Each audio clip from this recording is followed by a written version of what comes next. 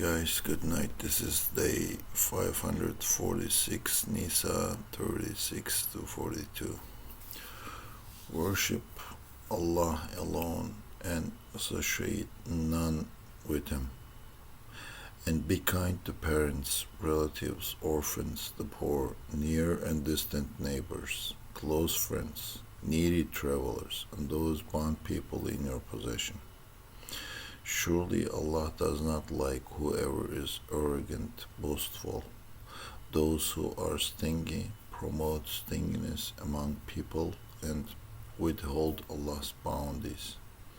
We have prepared for the disbelievers a humiliating punishment.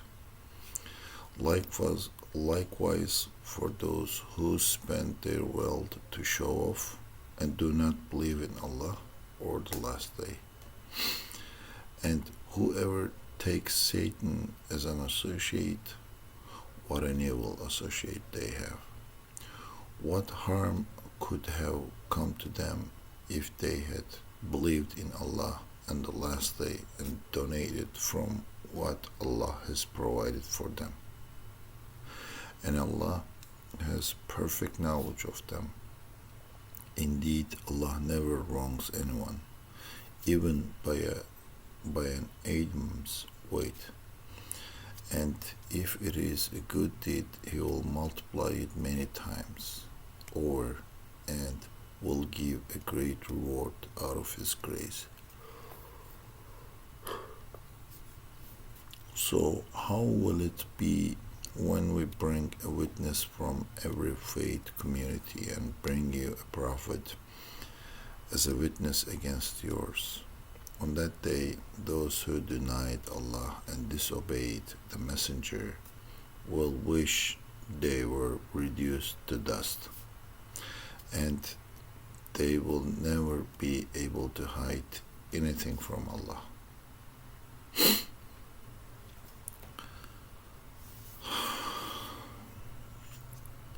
Yeah, as you know, if you're following since the start of this surah, we're talking about family, marriage, inheritance, conflict resolution. What happens? You get married, and then how to divorce, why to divorce, and all the math you need. Now, Allah Jalla Jalaluhu is just expanding the circle of responsibility to everyone in society, especially the most vulnerable, overlooked, marginalized people. So, unlike some guys in US, for example, nowadays in the year 2026, they are just doing bad things to Muslims, to Hispanics, to black people, to brown people, to immigrants, the Somalians, and all the vulnerable, marginalized groups and people in that community. So Allah is commanding that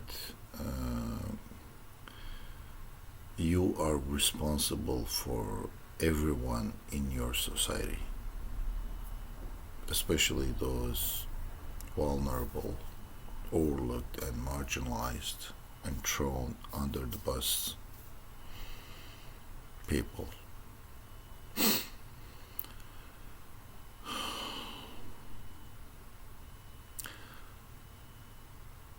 So Quran is just reminding us that we're supposed to be worshipping Allah alone. Be kind to the closest things, your parents, and then your relatives, the orphans in your community, the needy, your neighbors, near or far, next door or on the same street or in the same town, doesn't matter. And also companions and travelers and other dependent people. So just saying that I believe in Allah Jalla Jalaluhu, that's not enough. It is complete when you feel the social responsibility.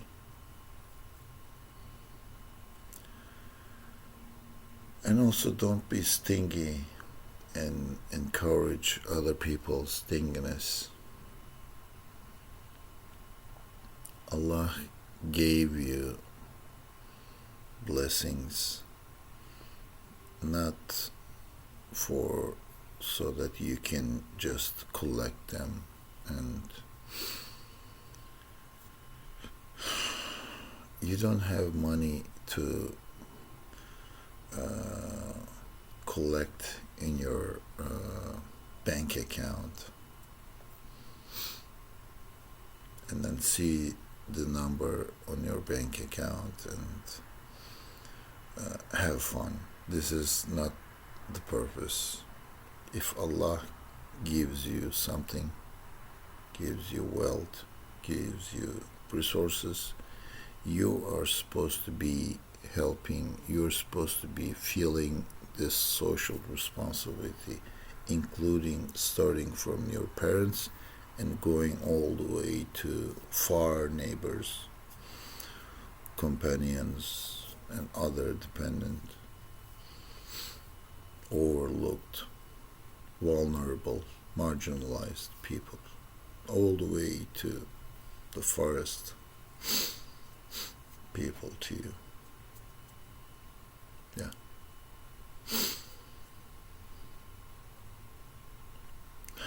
If you believe in Allah Jalla Jalaluhu, and if you believe in hereafter, be God conscious and spend whatever Allah gives you, infaq in Arabic terms, cost you nothing, will no harm you, because Allah gave you all the resources.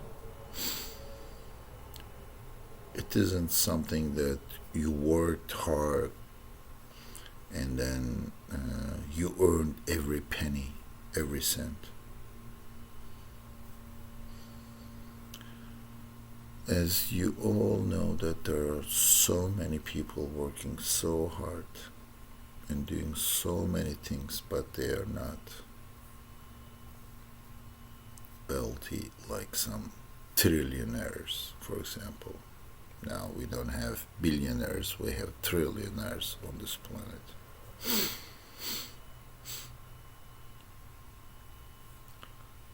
What a big responsibility.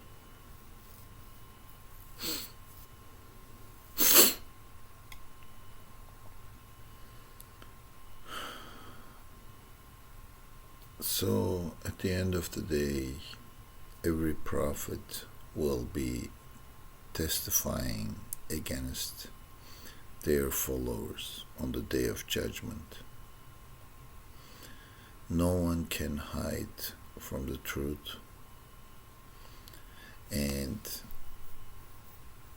every prophet will testify against their own followers. And reading this verse,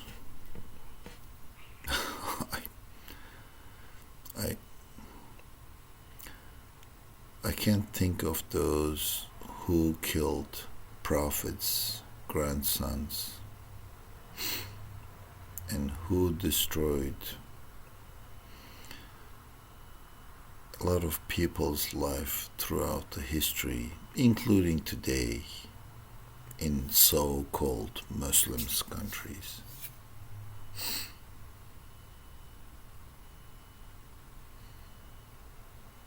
Yeah. And on that day, on that judgment day, they will just wish they were dust, nothing, but no way. Allah prepared a great punishment for those who hypocrites, who does a lot of bad things to other people, bad things to religion.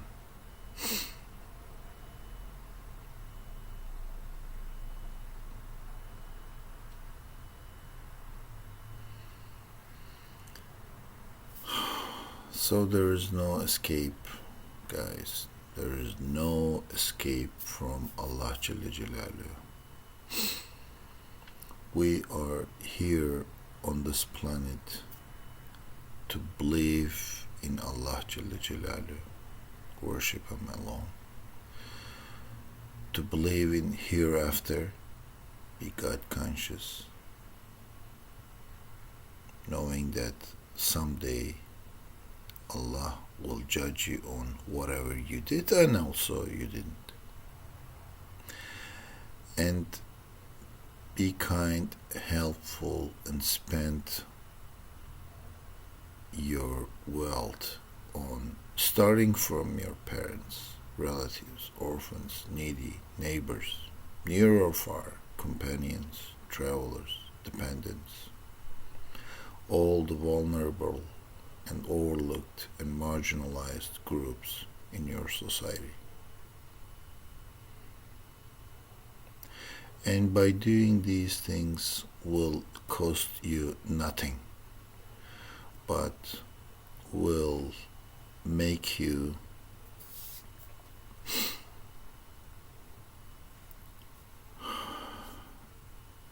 accepted into the God's heaven. That's what Allah Jalla Jalaluhu says in Quran. Believe in Allah, believe in hereafter, and be doing the right thing at the right time, at the right amount, for the right reason. Being a muhsin.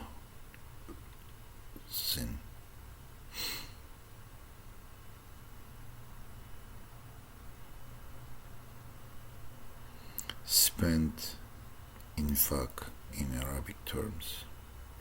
Spend your wealth.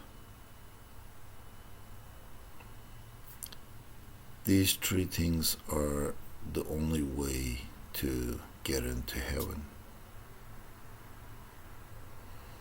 These are the only things that are accepted by Allah Jalla Jalaluhu, nothing else.